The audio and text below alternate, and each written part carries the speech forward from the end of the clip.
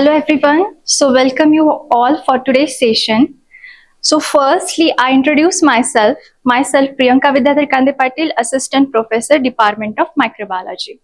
So today we are going to discuss the protein synthesis inhibitors in a very unique way by making master charts and by making mnemonics to memorize the adverse effect and uses of that particular drug.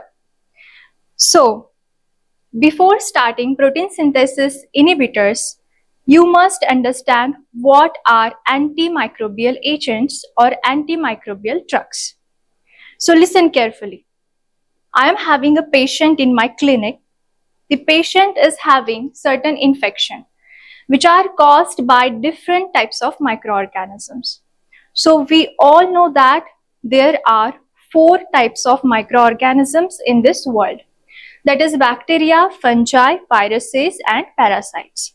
They all are responsible to cause infection in humans. So what will I do?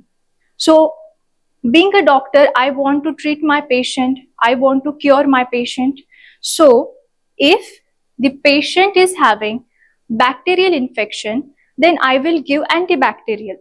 If the patient is having viral infection, then I will give antiviral, antifungal, antiparasitic respectively. So here, the inhibitors of protein synthesis, we discuss 4 protein synthesis inhibitors. First, that is tetracycline, then chloramphenicol, aminoglycosides, and fourth one, that is macrolides. So these particular drugs are responsible to inhibit the protein synthesis in bacteria. Bacteria have 70S ribosome and the mammalian cell have 80S ribosome. So here the bacteria that is 70S ribosome have 2 subunits. One is larger and one is smaller. That is a 50S ribosomal subunit and 30S ribosomal subunit respectively. So here the certain drugs which inhibit the protein synthesis, some of them act on 50S subunit, some of them act on 30S subunit, and some of them act on both 30S as well as 50S ribosomal subunits. A drug can inhibit protein synthesis in bacterial ribosomes, but not in mammalian ribosomes. Protein synthesis requires ribosome, RNA, amino acid as a raw material, and energy in the form of GTP and ATP. So the classification based on ribosome on which they act. So first, the action on 50S ribosomal subunit. The drugs, that is chloramphenicol, erythromycin and clindamycin, act on 50S ribosomal subunit. The tetracycline and streptomycin, which act on 30S ribosomal subunit. And the aminoglycoside, except streptomycin, act on both 30S as well as 50S ribosomal subunit. So this is the classification of protein synthesis inhibitors. So basically there are 4 steps, that is initiation, second step that is attachment of new amino acyl tRNA on A site, third step that is peptide bond formation, and fourth step that is translocation. So here there is one bacterial cell. So this is the bacterial cell, this is the nucleus, and this is the double stranded DNA. And this is the cytoplasm. So the 2 strands of DNA are separating from each other. One is leading strand and one is lagging strand. So here the mRNA is synthesized on leading strand. So one of the leading strand is responsible to synthesize the complementary mRNA. So the formation of mRNA from DNA, that particular step is known as transcription. So here, the certain drugs which inhibit the protein synthesis cannot act on this particular step, that is transcription. So here transcription, that particular step is absolutely normal, absolutely healthy. But when the mRNA comes out of the nucleus in the cytoplasm, so here the synthesized mRNA went on the ribosome. So this is the structure of ribosome. One that is 50s subunit, one that is smaller subunit, that is 30s ribosomal subunit. So there are three windows: E window, P window and A window. So E window, that is the exit window. P window, that is peptidal site where peptide bonds are formed. And the A site, that is the entry site for new tRNA charged with amino acids. So tRNA, that is transfer RNA, which are responsible for transporting that particular amino acid. So this is the basic structure of ribosome. So when the synthesized mRNA went on the ribosome, what will happen on the ribosome? So the mRNA is converted into proteins. So that particular step or particular process is known as translation, where the certain drugs acts on that particular step, that is translation. That is the first step. So the first step, that is initiation.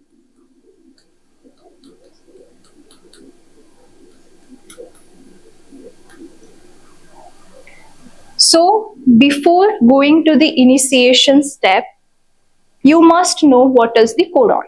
So mRNA have codons. Codon is nothing but the triplet of nucleotide.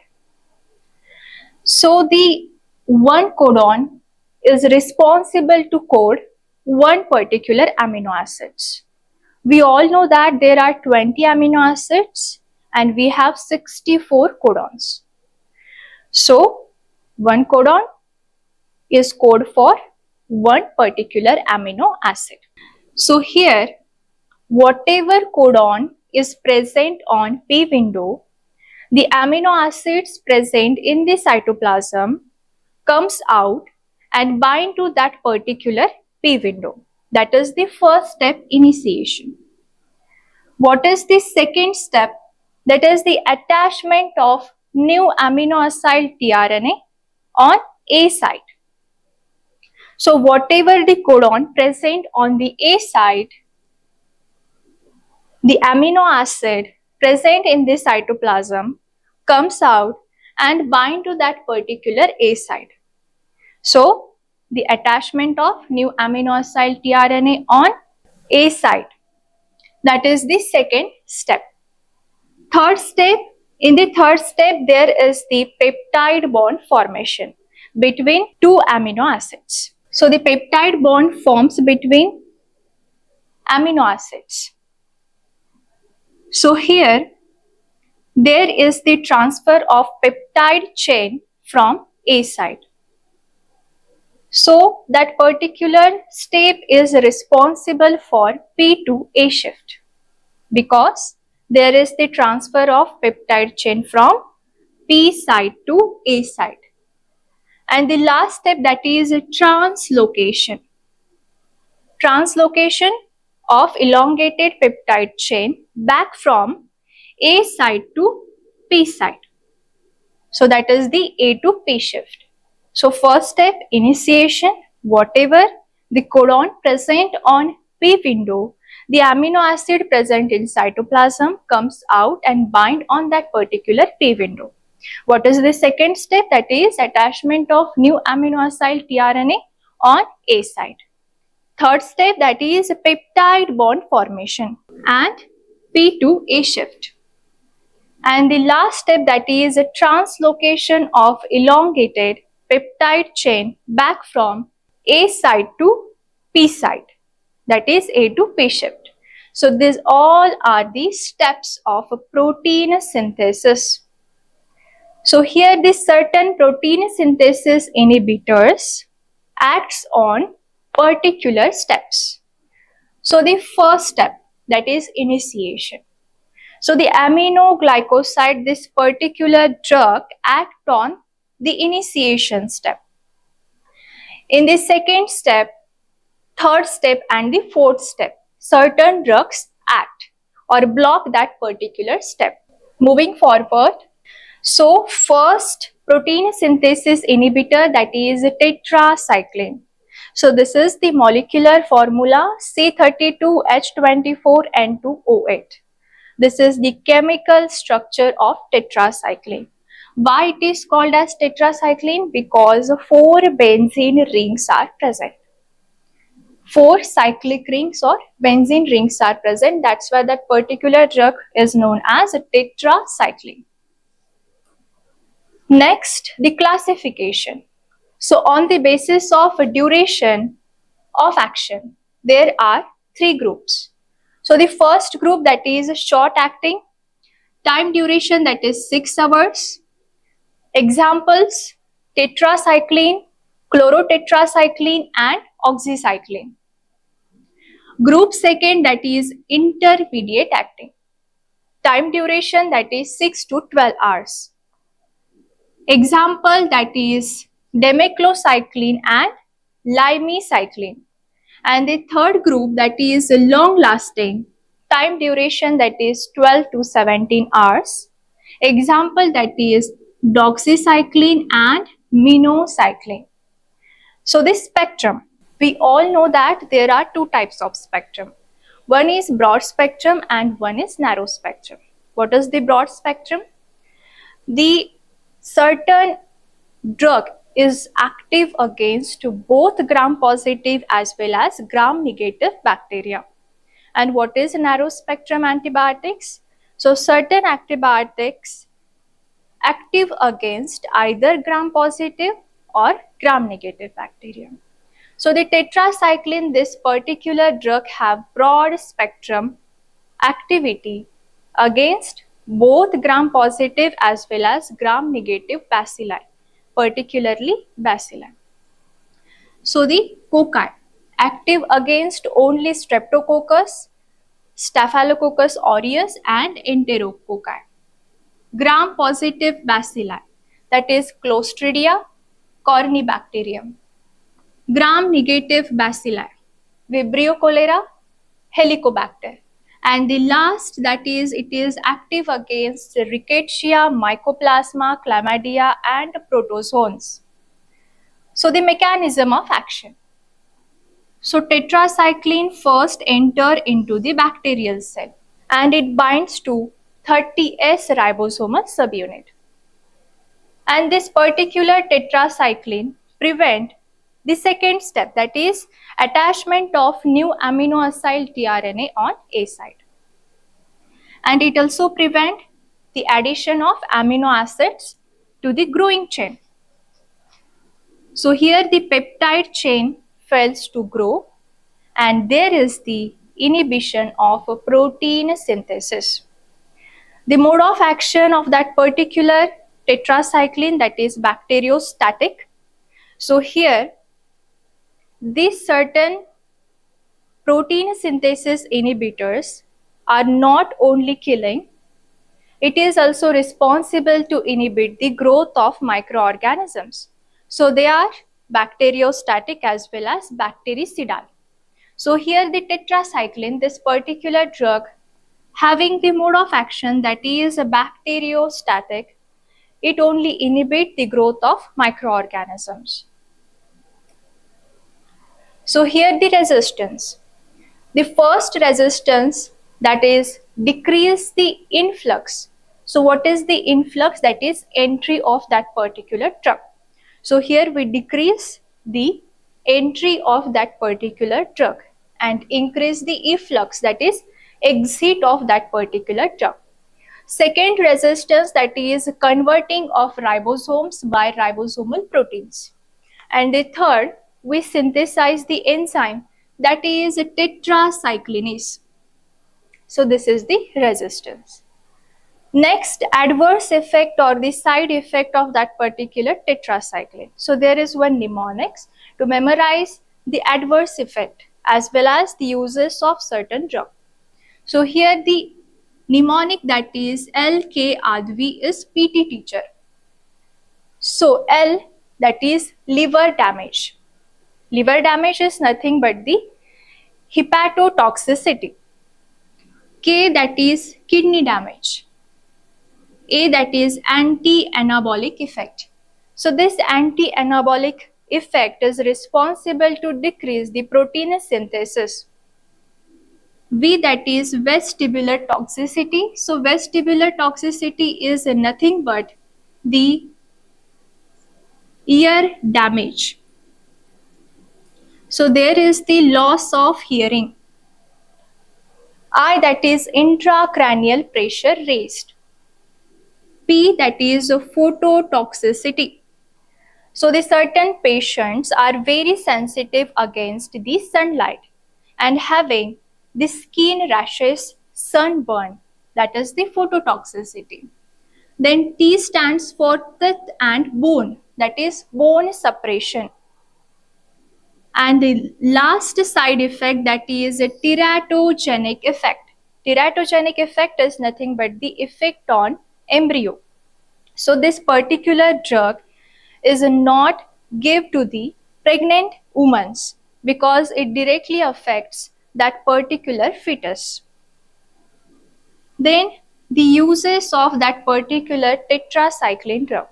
So here is also one mnemonic to memorize the uses of that particular tetracycline, that is vacuum the bedroom.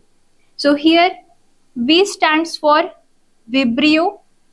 So this certain tetracycline active against Vibrio cholera, then acne, then chlamydia, ureaplasma, mycoplasma, then plague, Borrelia, and last one rickettsia.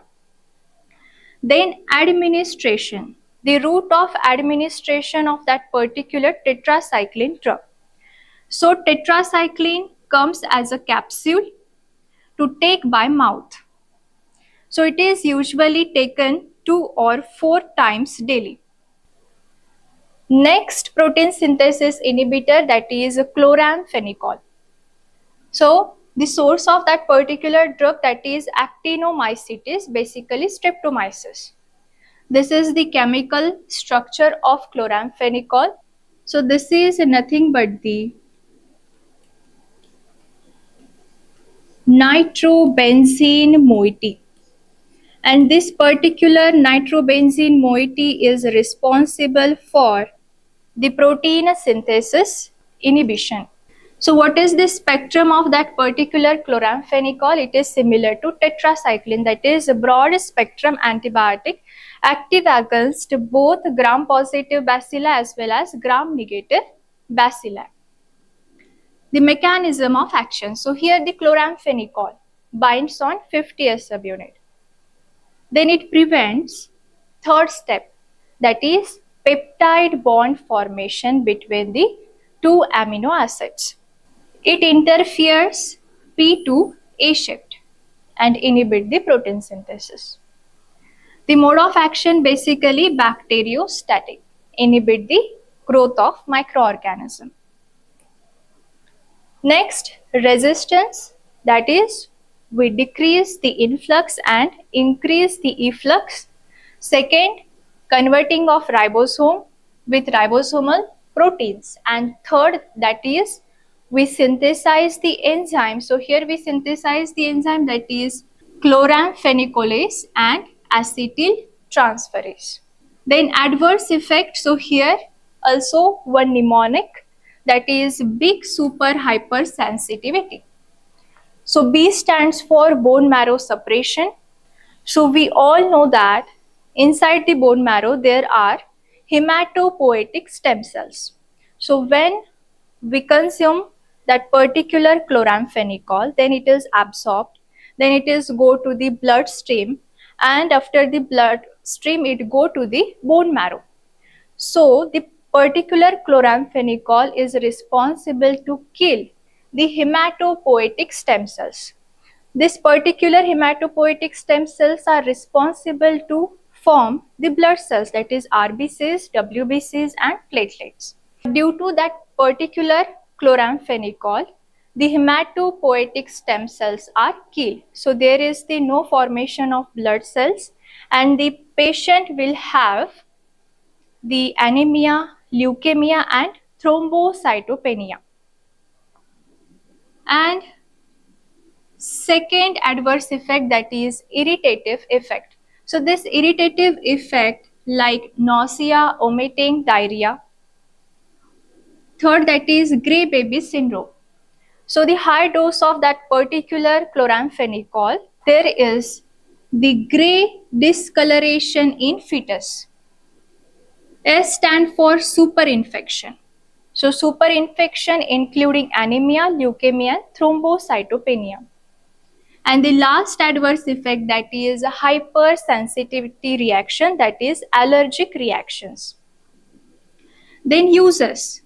So uses, there is one mnemonic, that is Bayer TB. So this particular chloramphenicol is active against bacterial meningitis. So meningitis is nothing but the inflammation in meninges. Then anaerobic infection, rickettsia infection, eye and ear infection, typhoid and brucellosis. So it is active against this particular microorganisms. The third antibiotic, that is aminoglycoside. So here this particular drug have amino group linked glycosidically to two or more amino sugars, that is the aminoglycosides. So here the classification based on the route of administration, that is systemic and the topical. Systemic is nothing but the injectable and topical by taking drops or ointments. So systemic aminoglycosides include streptomycin, tobramycin and gentamicin, and topicals include neomycin and framycin. So here the aminoglycoside have narrow spectrum. It is active against only gram-negative bacilli, that is Mycobacterium tuberculosis, E. coli and Proteus. Mechanism of action. So this particular aminoglycoside binds on 30S ribosomal subunit. So this particular antibiotic inhibit the first step, that is initiation. So whatever the codon present on P side and the amino acid present in cytoplasm comes out and bind to that particular P window. So this particular step is inhibited by aminoglycoside antibiotic. So this antibiotic is bactericidal in action. Resistance, again decrease, influx, increase, efflux. Covering of ribosomes, and the last step, that is formation of enzymes, that is phototransferase. Moving forward, the adverse effect, again there is one mnemonic, that is ON-HT. O stands for ototoxicity. So ototoxicity is nothing but the ear damage. So in ear there are two parts, that is cochlea and vestibular apparatus. Cochlea, this particular part is responsible for hearing, and vestibular apparatus is responsible for the balancing. So here the ototoxicity affects both cochlea as well as vestibular apparatus. Next adverse effect, that is nephrotoxicity. Third, neuromuscular blockage. Hypersensitivity action, that is allergic action, and the last side effect, that is teratogenic effect on embryo. Uses.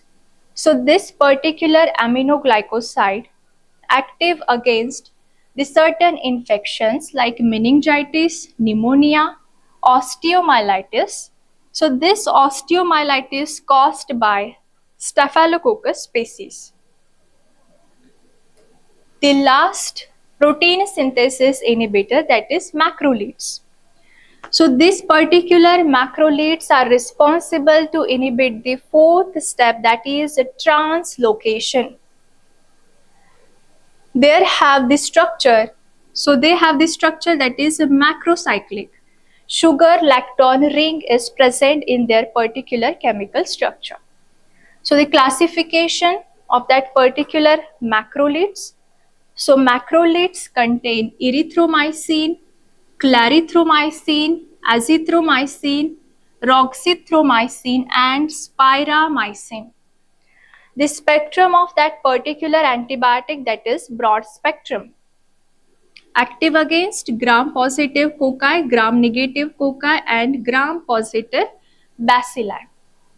The mechanism of action, basically this particular macrolides binds to 50S ribosomal subunit and inhibit the translation step, that is protein synthesis. Resistance, decrease the influx, increase the exit of that particular drug. There is the synthesis of enzyme, that is erythromycin esterase. Adverse effect,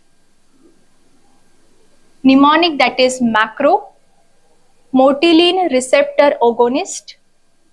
So there are some motilin receptors present in our gastrointestinal tract, which is responsible for peristalsis movement. Allergic, that is hypersensitivity reaction, cholestasis, and the last one, that is reversible ototoxicity, affects both cochlea and vestibular apparatus. Uses, again there is one mnemonic, that is CLAW. So this particular macrolide, it is active against Corynebacterium, diphtheria, Campylobacter. L stands for Legionella infection, A stands for atypical pneumonia, and W stands for whooping cough. So thank you so much. This is all about the inhibition of a protein synthesis.